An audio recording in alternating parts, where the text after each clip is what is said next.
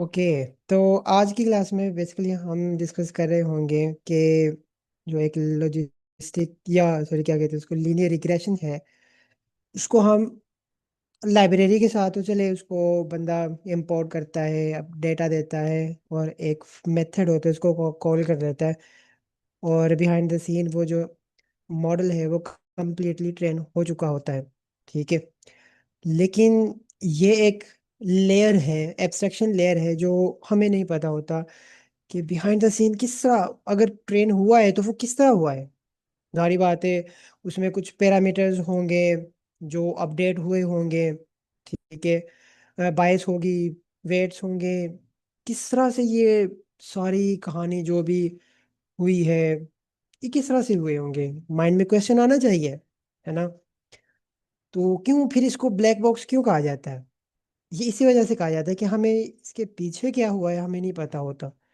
आज की क्लास में हम बेसिकली यही देख रहे होंगे कि एक मॉडल जो है ना, वो बिल्कुल जब वो ब्लाइंड होता है, उसे कुछ भी नहीं पता होता, वहां से लेकर जब वो एक कंप्लीट मॉडल बन चुका होता है, प्रॉपर वो लर्न कर चुका होता है, इसके दरमियान में क्या हुआ है, कैसे हुआ है, पैरामीटर्स कैसे अपडेट हुए हैं, इनको हम डिस्कस करेंगे, इनको हम देखेंगे। तो ये जो ब्लैक बॉक्स है ना, इसको हमने आज ब्रेक करना है। ठीक है। तो मैं स्क्रीन शेयर करता हूँ, फिर हम इसको फर्दर डिस्कस करते हैं।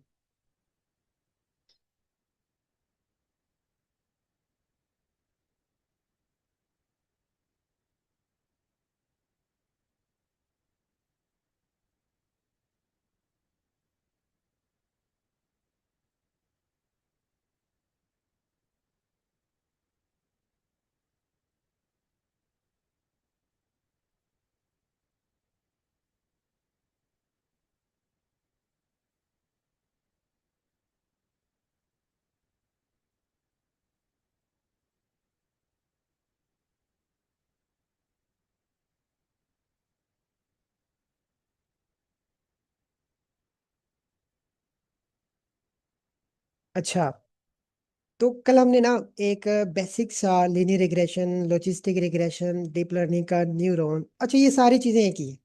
ठीक है।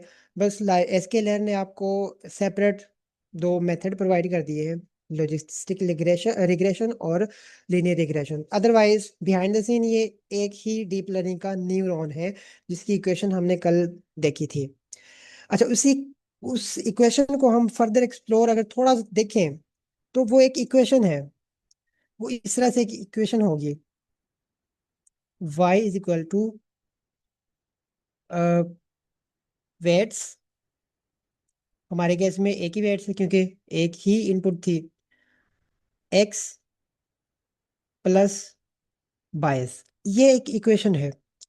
अगर ज्यादा पैरामीटर्स क्या कहते हैं उसको, ज्यादा इनपुट्स फीचर्स होंगे, तो जारी बात है फिर वेट्स की जो अमाउंट है वो भी ज्यादा होगी। चले कंसिडर कर लेते हैं कि दो इनपुट फीचर्स हैं, तो वो उस केस में दो वेट्स बन जाएंगे। ठीक है। इसी तरह अगर तीन है तो तीन, चार है तो चार, इस तरह ये एंड सो ऑन, ये होते जाएंगे। तो ये फाइनल हमारी एक आउटपुट आ रही थी जब हमने मॉडल को ट्रेन कर लिया था। तो इस आउटपुट के अकॉर्डिंग जो हमारी फाइनल प्रिडिक्शन थी, उसको हम फाइनल प्रिडिक्शन कंसिडर कर रहे थे। लेकिन हमें कैसे पता चलेगा कि ये जो प्रिडिक्शन थी ये ठीक थी या रॉन्ग थी? किस तरह पता चलेगा? मतलब हम जब हमने मॉडल ट्रेन कर लिया, हमें कैसे पता चलेगा कि ये मॉडल कितना अच्छा है, ये कितना बुरा परफॉर्म कर रहा है? होना चाहिए ना इस तरह पता चले हमें कि मॉडल हमारा ट्रेन हो गया है, भाई ट्रेन हो गया है तो कितना अच्छा परफॉर्म कर रहा है, पता तो चले ना। तो किस तरह पता चलेगा हमें? कोई आपके माइंड में कोई हो, कोई टेक्निक होनी चाहिए, मतलब आपको क्या लगता है कि किस तरह हम कर सकते हैं? सर कोई वाई प्रेडिक्टेड निकाल लें फंक उसका और टेस्ट कर लें उसको। जी जी। वाई प्रेडिक्टेड निकाल के हम देख लें कि उसकी आउटपुट क्या आ रही है। हाँ वो भी ठीक है, लेकिन वो तो तब है ना जब मॉडल ट्रेन हो चुका होगा, हम लोग चेक कर रहे होंगे कि अच्छा कि ना हमारी ये प्रिडिक्शन है, और हमारे ये मतलब जो हमारा टेस्ट, आपने ये कहा कि हम टेस्ट उसको कर लेते हैं, टेस्ट डेटा के ऊपर, जी सर। अनसीन डेटा के ऊपर, है ना। ऐसे। जी सर। ठीक है ये भी, लेकिन ये रिलायबल नहीं है, हमें नहीं पता चलेगा कि कितने डेटा के ऊपर उसने कितनी गलतियां की हैं। वो तो चले, एक्यूरेसी तो हम कैलकुलेट कर लेंगे, एक्यूरेसी तो कैलकुलेट की जाती है क्लासिफिकेशन में, लेकिन ये रिग्रेशन है। रिग्रेशन में हम किस तरह कर सकते हैं, क्योंकि हमें नहीं पता होगा कि कितनी इसने गलतियां की हैं, या एक्यूरेसी हम कैलकुलेट नहीं कर सकते रिग्रेशन में ओवरऑल, अगर मैं आपको बताऊं तो।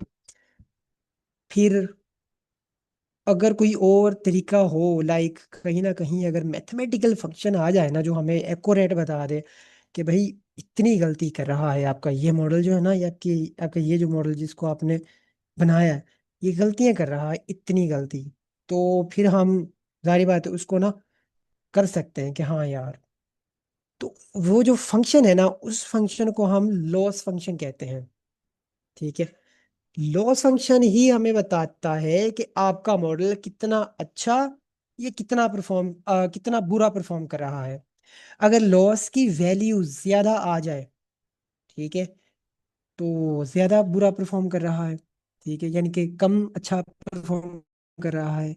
अगर लॉस की वैल्यू कम आएगी, इसका मतलब फिर मॉडल अच्छा परफॉर्म कर रहा है। तो at the end loss function ही हमें बताएगा कि मॉडल आप हमारा कितना अच्छा परफॉर्म कर रहा है। अब जो लॉस फंक्शन होते हैं ना, ये काफी काफी किस्म के होते हैं। रिग्रेशन के केस में ये कुछ और होंगे, क्लासिफिकेशन के केस में ये कोई और होंगे, क्योंकि अभी हम डिस्कस कर रहे हैं सिर्फ रिग्रेशन। तो इस केस में हमारे पास कुछ दो तीन हम देख लेते हैं, जिसमें से हम एक ही लेके चलेंगे। पहला होता है एब्सोल्यूट, एब्सोल्यूट, इसको कहते हैं mean absolute error. Mean absolute error, ठीक है।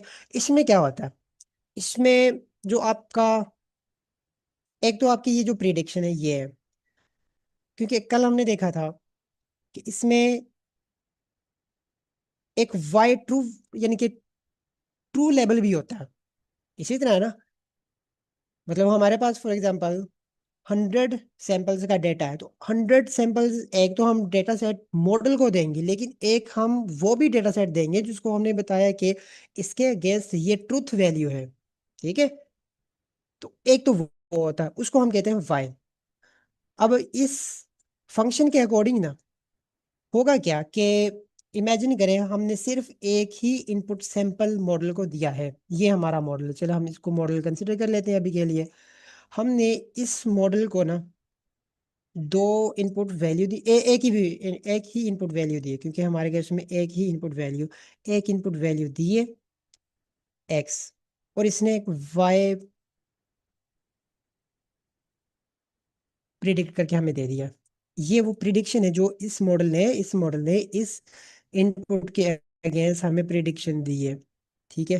अब जाहिर बात है, इस मॉडल के इस इनपुट के अगेंस्ट एक ट्रुथ वैल्यू भी होगी, है ना। जब हम मॉडल को कर रहे होंगे, मतलब आपने ये ऑलरेडी चीज़ें देखी हुई हैं कि जब हम मॉडल को डेटा देते हैं तो एक ट्रुथ वैल्यू भी साथ दे रहे होते हैं, जब हम सुपरवाइज लर्निंग कर रहे होते हैं। तो इस केस में क्योंकि एक तो फिर ट्रुथ वैल्यू भी होगी, जिसको हमने चले वाई कंसीडर कर लिया, एक वाई भी होगी। अच्छा, जो एब्सोल्यूट, ये जो मीन एब्सोल्यूट एरर है ना, ये पता क्या करेगा, ये प्रिडिक्शन जो मॉडल ने की है माइनस जो ट्रुथ वैल्यू थी, और ये मॉड, मोड क्या करता है, मोड बेसिकली इसके अंदर अगर कोई माइनस आई ना, उसको वो पॉजिटिव कर देगा, बस। ये मोड है, ये एक फंक्शन है, मैथमेटिकल फंक्शन बस, और ये कुछ भी नहीं है। इसको हम चले लॉस कह लेते हैं, ठीक है। लेकिन इसमें एक प्रॉब्लम है, सर मॉडल तो ये ये अच्छा। जी जी। सर ये वही बात होगी ना कि जो प्रिडिक्टेड माइनस एक्चुअल वैल्यू है। हाँ जी, अच्छा अच्छा, आपने ये कही थी, मुझे लगा जी कि सर। आपने ये कहा है कि यानी कि हम बस एक मॉडल का टेस्ट डेटा जो होता है उसके ऊपर बस मॉडल को प्रिडिक्ट कर लेंगे बस। नहीं नहीं सर, बेसिकली यही कह रहा था कि कितना फर्क आ रहा है। हाँ जबरदस्त, फिर अच्छी बात, फिर बड़ी जबरदस्त आपने एक्यूरेट इसका आंसर दिया था। अच्छा, लेकिन इसमें प्रॉब्लम है। जब हम इसका डेरिवेटिव लेंगे, डेरिवेटिव क्योंकि अच्छा, डेरिवेटिव जो होते हैं ना मॉडल को ट्रेन करने के लिए बैकबोन कंसीडर किए जाते हैं। इसका जब हम डेरिवेटिव कैलकुलेट करेंगे तो इसका डेरिवेटिव वैसे कैलकुलेट नहीं होगा इजीली, तो मेरा नहीं ख्याल कि इसका कोई डेरिवेटिव हो सकता है। मोड का कोई डेरिवेटिव नहीं होता। अगर कोई मैथ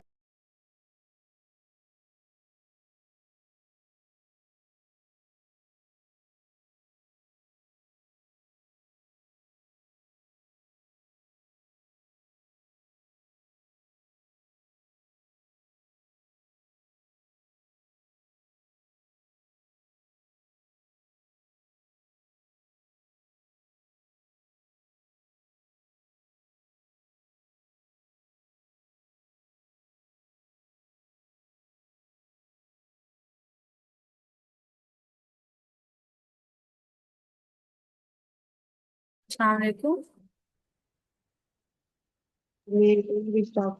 वालेकुम सलाम मैम। सेशन अभी तक स्टार्ट नहीं हुआ। नहीं, सेशन स्टार्ट हो चुका है। अम, सर का आई थिंक नेट चला गया है।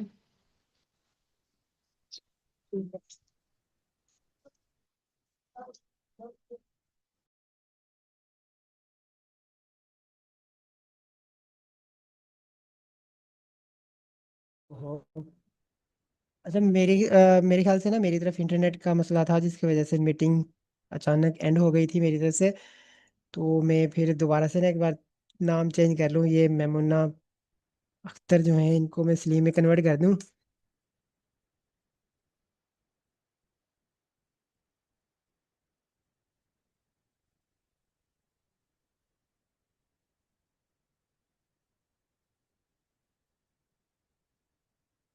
अच्छा, अगर कोई मैथमेटिशियन यहाँ पे है तो वो बता दें कि क्या इसका मोड का कोई डेरिवेटिव होता है?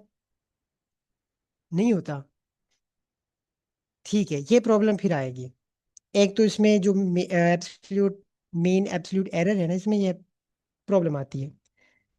फिर इसका कोई और तरीका, क्योंकि माइनस हो सकता है कि ये वैल्यू जो है हमारी प्रिडिक्शन कम हो सकती है, जो एक्चुअल वैल्यू से कम हो सकती है, उस केस में लॉस माइनस आएगा, जबकि लॉस तो माइनस होगा ही नहीं कभी भी। फिर कोई और तरीका जो इसको जिसको हम ये माइनस को जो इन दोनों के दरमियान माइनस आ सकती है उसको कम कर सके, उसको खत्म कर सके। क्या कोई ऐसा तरीका है? बिल्कुल है। उसका एक तरीका है, अगर हम इनका स्क्वायर ले लें। ठीक है, इसको कहते हैं मीन स्क्वायर एरर। और इसी को ही हम आज के सेशन में लेके चलेंगे। Mean square error. Mean square error या मीन एब्सोल्यूट, वो तो चले, मीन एब्सोल्यूट तो यही है। ये मीन स्क्वायर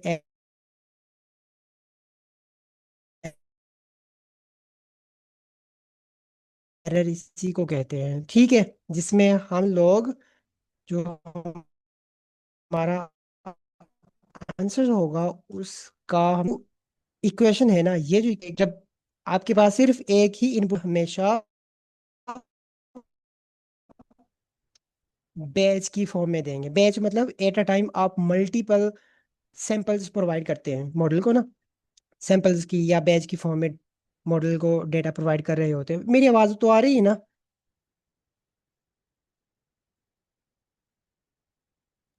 जी सर, आ रही है। काइंडली कंफर्म कर दें एक बार, क्योंकि इंटरनेट के जाने। जी जी, ओके, आ रही है।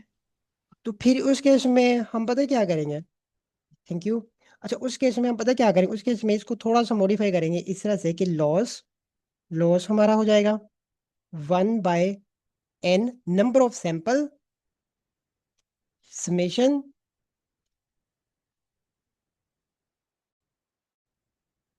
और ये वही सेम आगे प्रिडिक्शन माइनस ट्रू वैल्यू और इनका स्क्वायर, ये इनका समेशन, ये इक्वेशन बनेगी। अच्छा, कभी कभी यहाँ पे टू भी लगा लेते हैं। ठीक है, टू के साथ थोड़े से एक्यूरेट रिजल्ट मिलते हैं। बाकी इक्वेशन यही होगी। ठीक है, इस इक्वेशन को हम लेके चलेंगे। ये इक्वेशन बताएगी कि हमारे मॉडल ने कितनी अच्छी प्रिडिक्शन की है या कितना लॉस हमारा आ रहा है। लॉस ज्यादा आ रहा है मतलब हमारा मॉडल गलतियां कर रहा है। ये सबसे इम्पोर्टेंट आपको एक बात बताई है कि लॉस फंक्शन हमें ये बताता है कि मॉडल कितना अच्छा परफॉर्म कर रहा है या मॉडल कितना बुरा परफॉर्म कर रहा है। ठीक है। ये सर अब ये चल टू जी जी। टू एन से डिवाइड क्यों किए? ये वैसे तो जो अभी तक जहां तक मैंने इसको एक्सप्लोर किया है ना, इसका कोई एक सेकंड, इसका कोई ना मतलब रीजन मुझे नहीं फाइंड मिली ऑनेस्टली। अगर मैं बताऊं, मुझे नहीं इसकी वैल्यू, इसकी रीजन मिली कि हम क्यों लगाते हैं। लेकिन अगर हम ना लगाएं तो भी कोई मसला नहीं है। अगर इसकी थोड़ी सी वैल्यू 2 लगा देना तो फिर मॉडल थोड़ा सा एक्यूरेट बन जाता है। लेकिन ऐसे भी मैंने मॉडल देखे हैं या ऐसी भी ट्रेनिंग मैंने खुद भी की है जहाँ पे मैंने 2 नहीं लगाया। ठीक है। और कई ऐसे लेक्चर्स भी देखे हैं जहाँ पे 2 नहीं लगाते। जो एंड्रयू एनजी है, एंड्रयू एनजी जो ट्रेनर है, ठीक है, वो भी कभी कभी नहीं लगाते। ठीक है। तो ये मर्जी है वैसे, ये अगर मैं आपको बताऊँ ना, आप लगा लें अच्छी बात है, ना लगाएं तो भी कोई बात नहीं है। तो दोनों मैंने आपको कैसे बता दिए थे, आप समझ आइए।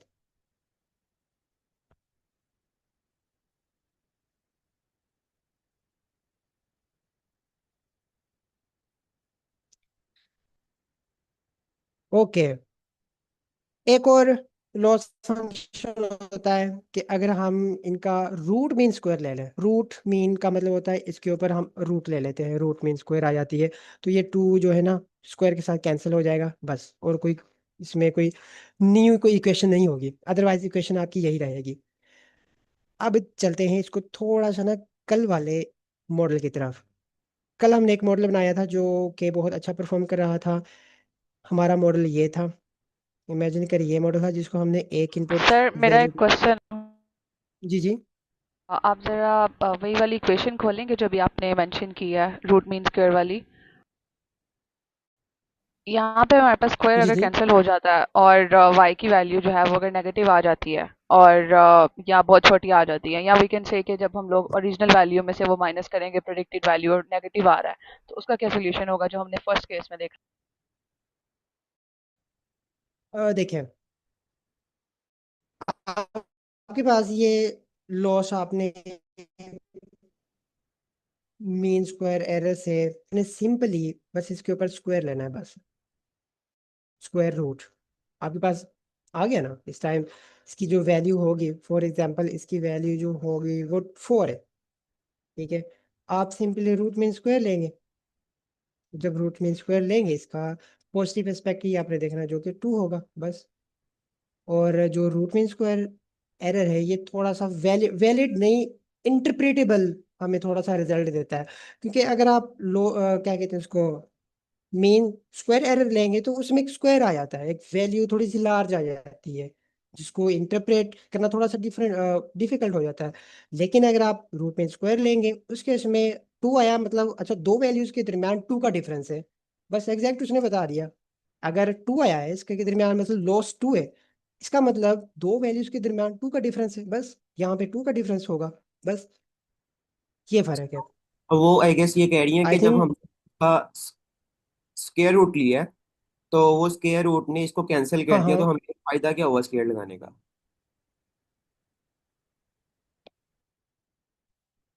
वो स्क्वायर लगाने का ये फायदा हुआ ना कि स्क्वायर तो जो रूट में स्क्वायर लिया है वो बाद में लिया है। ठीक है ना। पहले तो उसने जो इसकी माइनस थी वो खत्म कर दी ना। देखिए, इन दोनों के दरमियान जो वैल्यू आई है, root mean square, for example ये जो आपने वैल्यू ली थी, सॉरी ये प्रिडिक्शन थी, इसमें से माइनस आपने कर दी, इन दोनों के दरमियान माइनस आ रहा है। अब माइनस आया है, माइनस तो हम ले ही नहीं सकते। ठीक है ना। तो इस वजह से हमने सो इसको स्क्वायर ले बेसिकली लिया है, सर ताकि इसका क्या माइनस हमारे खत्म पास हो जो, सके। Okay I got your point, तो क्या आप प्लीज ये क्लैरिफाई कर देंगे कि जो हमारे पास जो स्क्वायर रूट है वो एग्जैक्टली exactly पूरी टर्म के ऊपर होगा, not only on this area of जहाँ पे हमारे पास वाई हैट और वाई है, और वो पूरी टर्म के ऊपर होगा जिसके अंदर वाई बाय 1/2 एन भी आ रहा है, और जब हम पूरी कैलकुलेशन कर लेंगे उसके बाद हमें स्क्वायर रूट लेना है, एम आई राइट? बिल्कुल बिल्कुल वो पूरी, बिल्कुल बिल्कुल वो पूरी के ऊपर आएगा, पूरी के ऊपर। ओके परफेक्ट, ठीक हो गया सर, ठीक है। थैंक यू जिस सो मच। हमने थैंक यू, जी जिस सर, मैं मैंने कह यहाँ रहा पे हूँ बताया कि वो हम पूरी के ऊपर लेंगे। ठीक है। Done sir, okay. Thank you so अच्छा, मच। कल हमने एक मॉडल बनाया था। Thank you. अच्छा, कल हमने एक मॉडल बनाया था जिसमें हमने एक ही इनपुट डेटा लिया, ठीक है। उसमें एक प्रिडिक्शन हुई थी और उसको हमने फाइनल कंसिडर कर लिया था, ठीक है। और यहाँ पे हमने एंड कर दिया था। इसके बाद क्या होगा, इसके बाद हमने लॉस कैलकुलेट करना है। इसके बाद ही लॉस कैलकुलेट होगा। एक तो आपके पास जो प्रिडिक्शन हुई है वो, एक इसकी अपनी जो ट्रुथ वैल्यू थी वो, उन दोनों को मिला के ये जो इक्वेशन आपको दिखाई है, इन दोनों से हमने लॉस कैलकुलेट करना है बस। जब लॉस कैलकुलेट हो गया, अब इस लॉस ने बताना है कि कितना मॉडल आपका अच्छा परफॉर्म कर रहा है।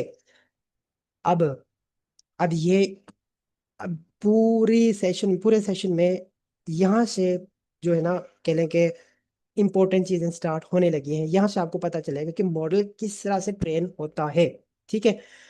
हमारा एंड गोल क्या होगा, लॉस ज्यादा आ गया, इमेजिन करिए कि लॉस ज्यादा आ गया, मतलब मॉडल इतना अच्छा परफॉर्म नहीं कर रहा, लॉस कम करना है। लॉस कम होगा तो मतलब कि तो उस केस में हमें क्या करना है, ठीक है। एक्स से आपको मिला है, वाई प्रिडिक्शन आपको मिली है, वाई से आप लोग सिंपली लॉस कैलकुलेट करेंगे। लॉस को आपने मिनिमाइज करना है, लॉस को आपने हमेशा मिनिमाइज करना होगा। एक और बात यहाँ पे अक्सर स्टूडेंट्स कंफ्यूज हो जाते हैं कि क्या हम लॉस को जीरो कर सकते हैं। जीरो कभी भी लॉस नहीं होगा, ठीक है। मिनिमाइज करेंगे जितना हो सके, लॉस मिनिमाइज होगा, लॉस को जीरो नहीं कर सकते। लॉस को जीरो करेंगे तो इसका मतलब मॉडल जो है ना वो बहुत ही परफेक्ट काम कर रहा है। और परफेक्ट काम करने का मतलब मॉडल ओवरफिटिंग की तरफ चला गया, ठीक है। जितना हो सके लॉस को हम मिनिमाइज करेंगे, जीरो नहीं करेंगे, ठीक है। अच्छा, अब लॉस को मिनिमाइज करेंगे, ठीक है, कम करेंगे। कम किस तरह से कर सकते हैं, अब यहाँ पे आपने गौर से ना चीजें देखनी है। हमारे पास मॉडल था, ये हमारे पास एक मॉडल था। इनपुट इसको फीचर दिया गया है। ये जो इनपुट फीचर है, डेटा था, ये वेट के साथ मल्टीप्लाई हुआ था। इस मॉडल के पास अपनी एक बायस भी थी, प्रिडिक्शन हुई थी। प्रिडिक्शन के बाद इन दोनों को मिला के आपने लॉस कैलकुलेट कर लिया। अब इस लॉस को आपने चेंज करना है, मिनिमाइज करना है मतलब। अब ये लॉस जो है ना, चेंज कब होगा, लॉस चेंज कब कब होगा, सोच के बताएं। लॉस की, चले मैं दोबारा से एक इक्वेशन राइट कर देता हूँ। 2n, और ये समीशन सम, ये y प्रिडिक्शन, और ये y ट्रू, इनका स्क्वायर। आपके ख्याल में ये जो लॉस है ये कब कब चेंज होगा, कब चेंज हो सकता है। ये सिर्फ एक ही केस में, वैसे तो दो केस में चेंज होगा। जब ये y चेंज होगा, अगर ये चेंज होगा तो मतलब लॉस चेंज होगा। इसी तरह है ना, इस टाइम लॉस किसके ऊपर डायरेक्टली, किन के ऊपर डिपेंडेंट है, इन दो वैल्यूज के ऊपर, इन दो वैल्यूज के ऊपर। ये तो ट्रू है, डेटा है, इसको तो चेंज कर ही नहीं सकते।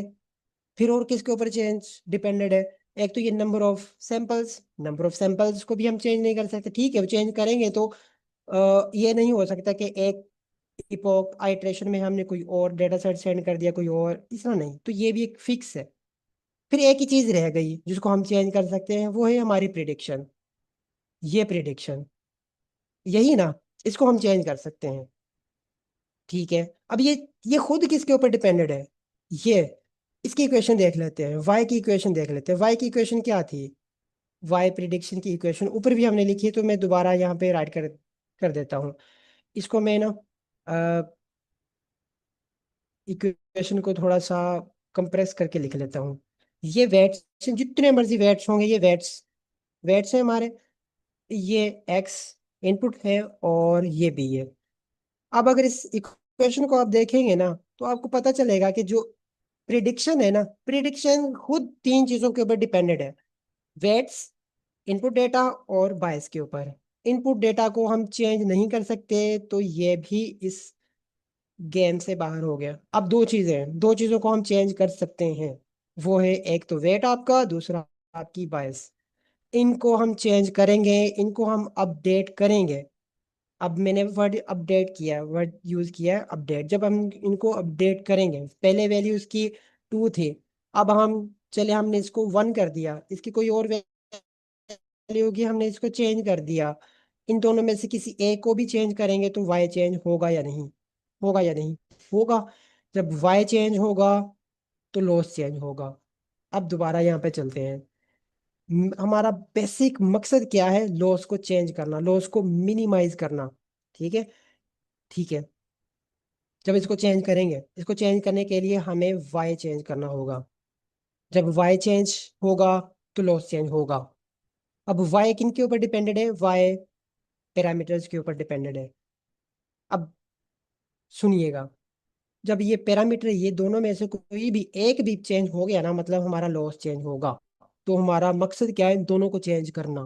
ठीक है, जब ये चेंज होंगे तो प्रिडिक्शन चेंज होगी। प्रिडिक्शन में चेंज आएगा ना, प्रिडिक्शन में चेंज आएगा तो लॉस चेंज आएगा। और मकसद ही हमारा उसको चेंज करना था। चेंज किस तरह? उसको मिनिमाइज करना। अब क्वेश्चन यहाँ पे ये आता है कि अगर हमने इनको डायरेक्टली ही चेंज कर दिया, ये जो पैरामीटर्स हैं इनको हमने चले रैंडमली किसी वैल्यू के साथ अपडेट कर दिया, चेंज हुआ, ये भी चेंज हुआ। लेकिन ये चेंज दो तरह से हो सकता है, मिनिमाइज होगा या ये मैक्सिमाइज, यानी इंक्रीज होगा या डिक्रीज होगा। लेकिन मकसद तो हमारा इसको डिक्रीज करना है। फिर क्या मैथमेटिक्स की दुनिया में कोई ऐसी चीज है, ऐसा कोई कॉन्सेप्ट है जो हमें ये बताए कि एक चीज को चेंज करने से दूसरी चेंज हो रही है? दूसरे में क्या चेंज आ रहा है? एक को चेंज करने से दूसरी इंक्रीज हो रही है या डिक्रीज हो रही है? क्या क्या कहते हैं उसको, मैथमेटिक्स में ऐसा कोई कॉन्सेप्ट है जो हमें ये बता दे? अगर तो ये है तो फिर तो इजी काम है, बिल्कुल इजी काम हो गया। हम वो कॉन्सेप्ट लगा के हम देख लेंगे कि इन पैरामीटर को चेंज करने से हमने बस मॉडल लॉस को मिनिमाइज करना है। जब इसको मिनिमाइज कर देंगे तो हमारा इवेंचुअली हम इसको मिनिमाइज करते करते करते करते एक ऐसी पॉइंट पे पहुंच जाएंगे जहां पे हमें वो पता पॉइंट चल जाएगा कि किन वैल्यू के ऊपर लॉस की वैल्यू मिनिमाइज है, मिनिमम है। जब ये पता चल जाएगा तो मतलब क्या हुआ कि इन पैरामीटर्स की वही वैल्यू तो हमने फाइंड करनी है। तो अभी तक कोई कंफ्यूजन हो तो पूछ सकते हैं, फिर मैं आपको वो कॉन्सेप्ट भी बताता हूँ कि वो कॉन्सेप्ट क्या है। सर ये लास्ट पॉइंट एक दफ़ा प्लीज़ आप रिपीट कर सकते हैं? जी जी, मैंने ये कहा है कि हमारा बेसिक मकसद क्या है? लॉस को मिनिमाइज करना।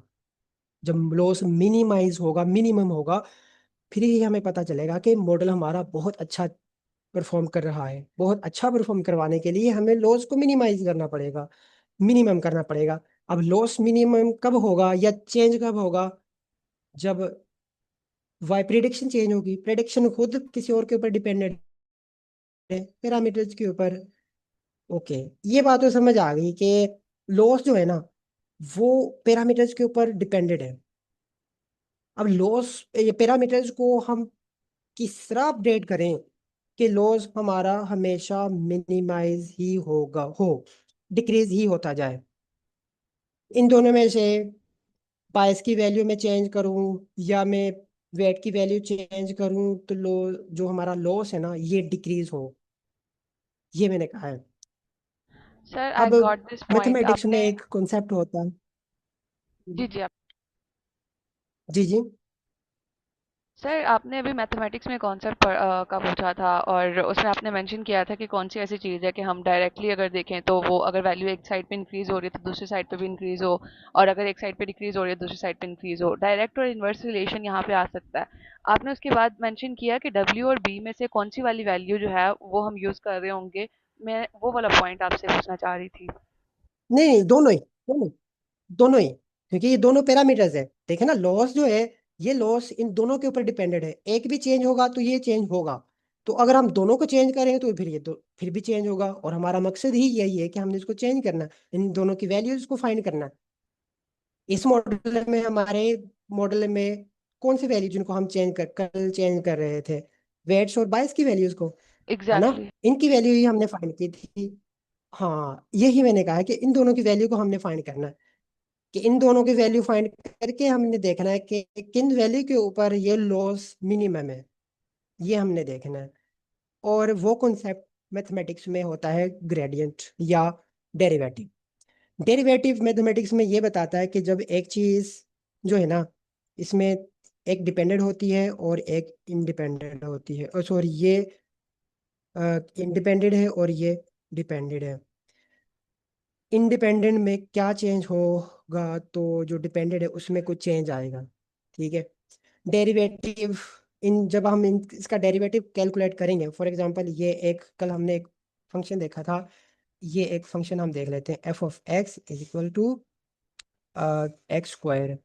इसका डेरिवेटिव क्या आएगा? इसका डेरिवेटिव आएगा 2x जब हम इसका डेरिवेटिव कैलकुलेट करेंगे, यानी इस तरह से y is equal to x square. जब हम इसका डेरिवेटिव कैलकुलेट करेंगे तो y with respect to x का डेरिवेटिव 2x, ये डेरिवेटिव आएगा। ठीक है। इन दोनों की कोई ना कोई एक, या तो ये नेगेटिव आ सकता है, ये माइनस माइनस में भी आ सकता है, ये जो ग्रेडियंट है ये माइनस में भी आ सकता है, ये पॉजिटिव में भी आ सकता है। ठीक है। ये जो मैंने आपको बताया है ना, ये जो नेगेटिव या पॉजिटिव है, ये बताता है कि पैरामीटर्स की वैल्यू हम किस तरह से चेंज करेंगे तो लॉस हमारा चेंज मिनिमम होगा। ठीक है।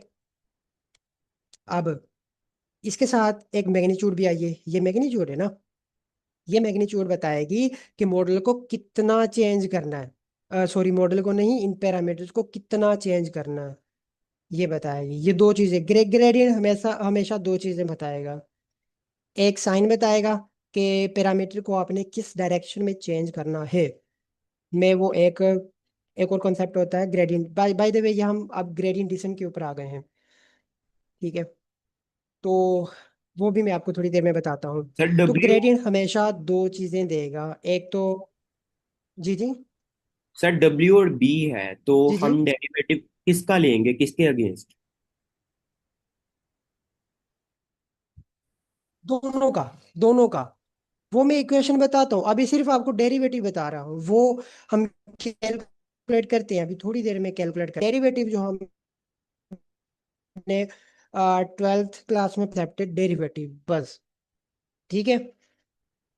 डेरिवेटिव दो चीजें बताएगा, एक तो वो साइन बताएगा। साइन हमें गाइड करता है कि वैल्यू को, हाँ, आपने अपडेट इंक्रीज करना है या डिक्रीज करना है। ठीक है।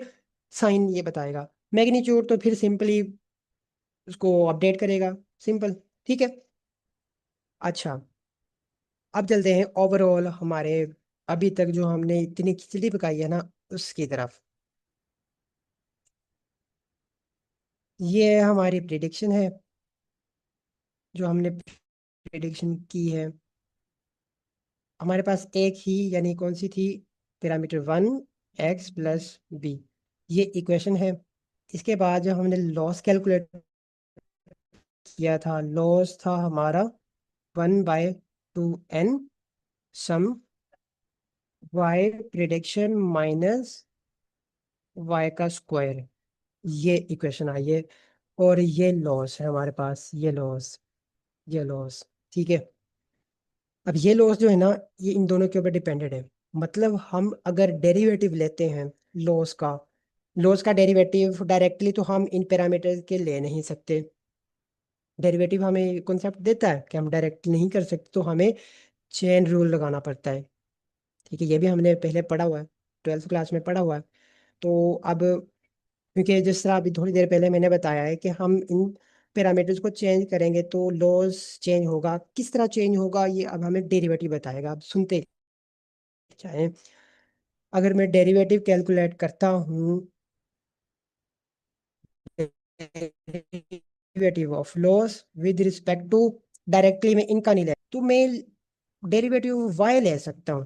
डेरिवेटिव ऑफ वाई और derivative of loss with respect to y, जो हमारी प्रिडिक्शन हुई है ये। ठीक है। अगर आप इसका सिंपल सा एक डेरिवेटिव लेते हैं, ये तो कांस्टेंट है ना, ये तो कांस्टेंट है, ये तो एज इट इज यहाँ पे आ जाएगा 2n, ये तो कांस्टेंट है। ठीक है। फिर ये भी सम में, सम बाहर आ गए, यहाँ पे हम डेरिवेटिव ले रहे होंगे।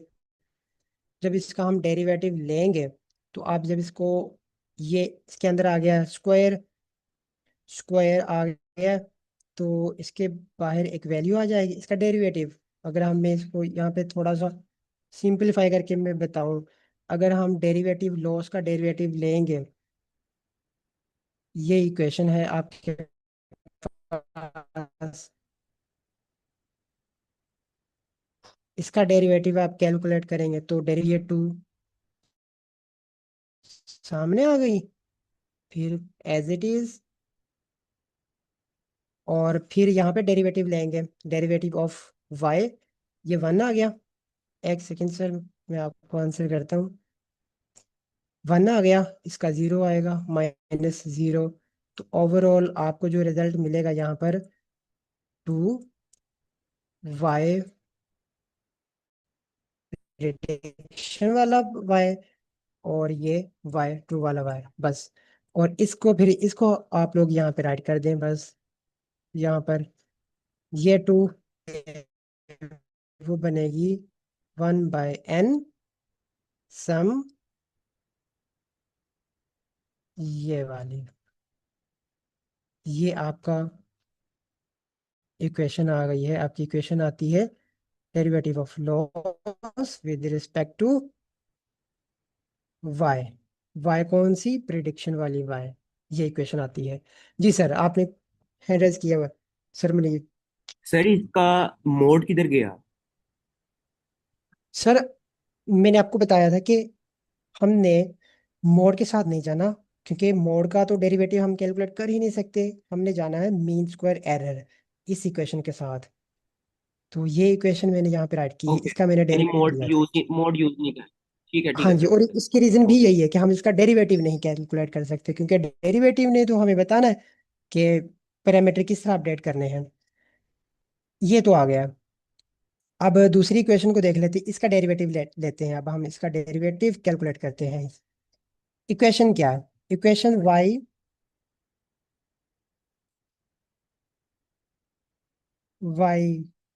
इसका इक्वेशन है पैरामीटर x प्लस b।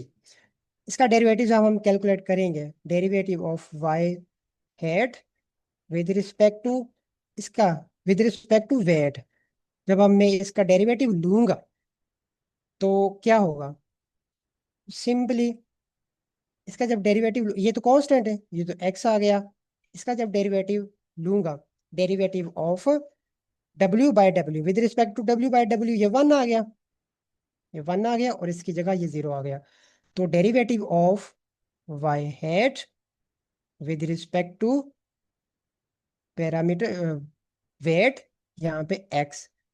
ये बात थोड़ी सी ना माइंड में रखने वाली है कि जब आपने डेरिवेटिव ऑफ पैरामीटर लिया, वेट लिया, उसके अगेंस्ट जो उसके साथ जो इनपुट थी ना, इनपुट फीचर था, एंड में आपने उसको ही साथ रखना है।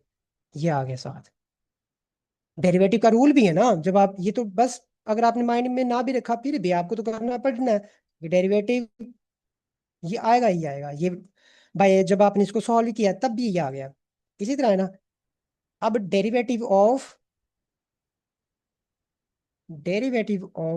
Y head with respect to bias, के जब आप लेंगे, ये तो 0 आएगा ही आएगा। इस इक्वेशन को देखें, ये तो 0 आएगा ही आएगा, साथ ये 1 आ गया, +1, ये 1 आ गया।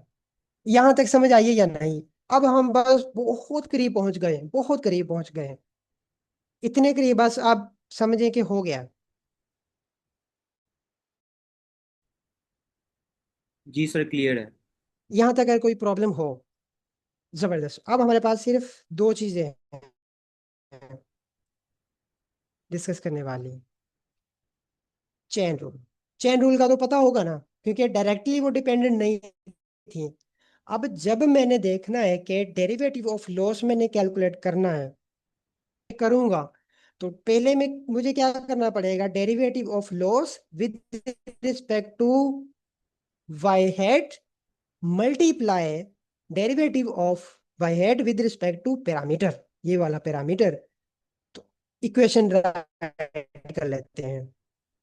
जब मैं डेरिवेटिव ऑफ लॉस, अच्छा ये लॉस है, derivative of loss with respect to parameter, करूंगा तो मुझे पहले derivative of loss with respect to y head करना पड़ेगा, रिस्पेक्ट टू वो वाली जो इक्वेशन थी वो करनी पड़ेगी। यहाँ पे अगर इनको हम दोनों को साथ में राइट कर दें तो इसकी इक्वेशन क्या आई थी?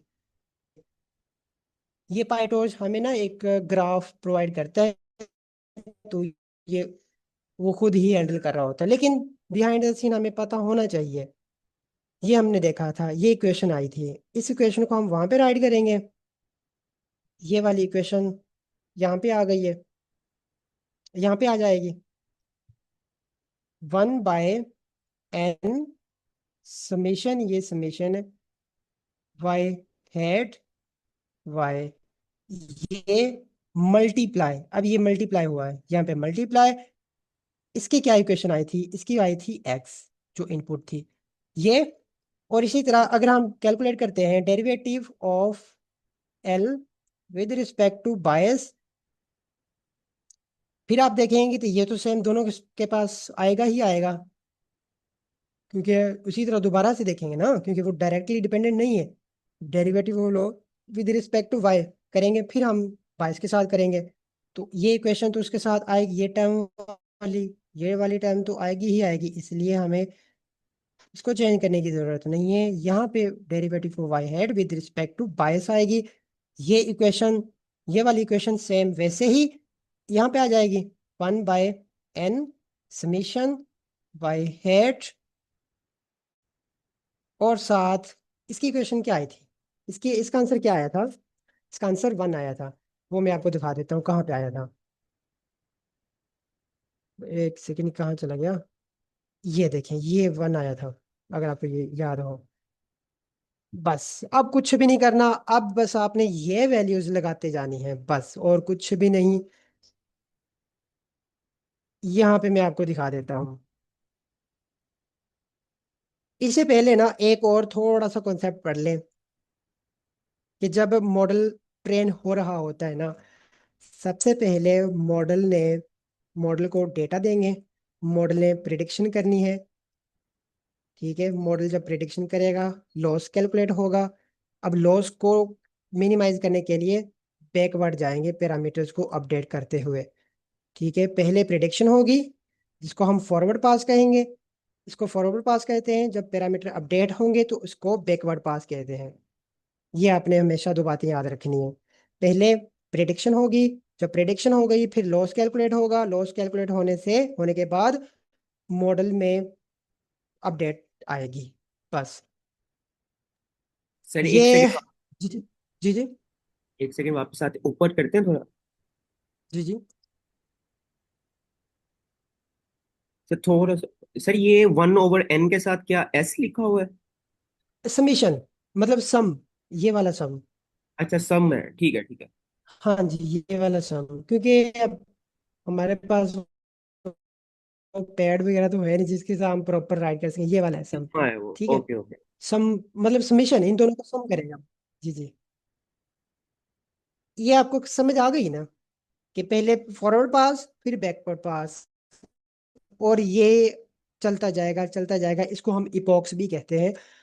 ठीक है, अच्छा, अब आ जाए वो जो कल आपको मैंने बताया था कि ये चीज़ हम कल डिस्कस करेंगे, और वो टाइम आ गया है कि अब हम इसको देख लेते हैं। सबसे पहले ना ये वाला काम हुआ है, ये कौन सा काम है वो मैं आपको दिखा देता हूँ। यहाँ पर आपने वाई हैट एक्स, ये sorry, parameter dot x plus b किया है। यहाँ पे डॉट प्रोडक्ट, यहाँ पे डॉट प्रोडक्ट लिया है हमने, डॉट प्रोडक्ट लिया है। इसका मैं आपको ना कल बताऊंगा कि हमने यहाँ पे डॉट प्रोडक्ट क्यों लिया है। आप अभी के लिए, एक सेकंड के लिए, अभी बस आज के लिए ये समझ ले कि हमने इनको ना मल्टीप्लाई किया है, बस डॉट प्रोडक्ट को भूल जाए। यहाँ पे आप ये समझें कि बस यहाँ पे ना ये मल्टीप्लिकेशन हुई है, बस। ठीक है, यहाँ पे ये ना मल्टीप्लिकेशन हुई है, और कुछ भी ना सोचे। ठीक है, ये मल्टीप्लिकेशन हुई है, पैरामीटर्स एक्स के साथ मल्टीप्लाई हुआ है प्लस बी। ठीक है, अब इसके बाद लॉस कैलकुलेट होगा। लॉस कैलकुलेट करने के लिए हमें वही इक्वेशन राइट करनी पड़ेगी, वो इक्वेशन हमने राइट कर ली है, इमेजिन कर लिया, यहाँ पे राइट कर लिया है। ये वो इक्वेशन आ गई है। लॉस लॉस भी कैलकुलेट हो गया। मैंने टू नहीं लगाया था, टू लगा लें कोई भी बात नहीं है, ना लगाए कोई भी बात नहीं है। मैंने यहाँ पे टू नहीं लगाया। ठीक है, अब आ जाए, लॉस भी कैलकुलेट हो गया। वही इक्वेशन है, मैंने इक्वेशन जरा भी चेंज नहीं की, ये वही है, बिल्कुल वही है। ठीक है, लॉस कैलकुलेट हो गया। ये लॉस मैं यहाँ पे प्रिंट कर रहा हूँ। अब इनको यहाँ पर ना इनका डेरिवेटिव कैलकुलेट किया मैंने। चलिए इसको मैं थोड़ा सा इनको मैं ना एक इजी वे में राइट कर देता हूँ, या क्योंकि अभी हमारे पास इतना टाइम नहीं है कि मैं इसको दोबारा से राइट करूँ। ये वाली इक्वेशन जब आप देखेंगे ना, यहाँ पे मैंने कुछ भी नहीं किया, सिंपल सा एक, चले कर लेते हैं derivative of y, derivative of y d मैंने कैलकुलेट कर दिया यहाँ पर। और सिंपल मैं यहाँ पर वो डेरिवेटिव वाई लगा रहा हूँ, और बस d of y, derivative of y, बस। और ये इक्वेशन को आप जब देखेंगे ना, ये जिस तरह यहाँ पे डॉट प्रोडक्ट फिर आ गया, डॉट प्रोडक्ट को भूल जाएं कि ये कोई डॉट प्रोडक्ट है। बस ये कंसिडर करें कि ये मल्टीप्लिकेशन है। इस इक्वेशन के मुताबिक ये पैरामीटर आपने यहाँ पे ग्रेडियंट जब कैलकुलेट किया, ये देखें, इन ये आपने ये कैलकुलेट किया है। ठीक है, जब आप इसको, ये मल्टीप्लाई हो रहा है, क्या चीज एक्स है, ये ट्रांसपोज लिया है, इसको बस भूल जाए कि कोई ट्रांसपोज है या क्या है, अभी के लिए बस भूल जाए, ये मल्टीप्लिकेशन हुई है। ट्रस्ट मी, आप खुद कहें कि बस ये मल्टीप्लिकेशन ही है, एक सेकंड के लिए बस आज के लिए भूल जाए कि ये कोई ट्रांसपोज है या कोई डॉट प्रोडक्ट, कुछ भी नहीं, ये इंटरनली मल्टीप्लिकेशन है, ट्रस्ट मी। मल्टीप्लिकेशन हुई है, और ये 1/n एज इट इज ये आ गया। सम कहाँ पे आ गया, ये सम इसने डॉट प्रोडक्ट में ही लिया है। ठीक है, फिर आगे आ जाए, फिर इसने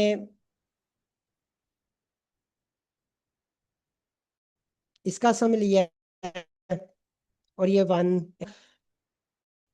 1/n समीशन 1/n। अब ये डेरिवेटिव आ गए हमारे पास, ये दो डेरिवेटिव आ गए। मैंने बताया ना कि ये डेरिवेटिव, ये दो डेरिवेटिव आ गए हमारे पास, derivative of loss with respect to weight, derivative of loss with respect to D.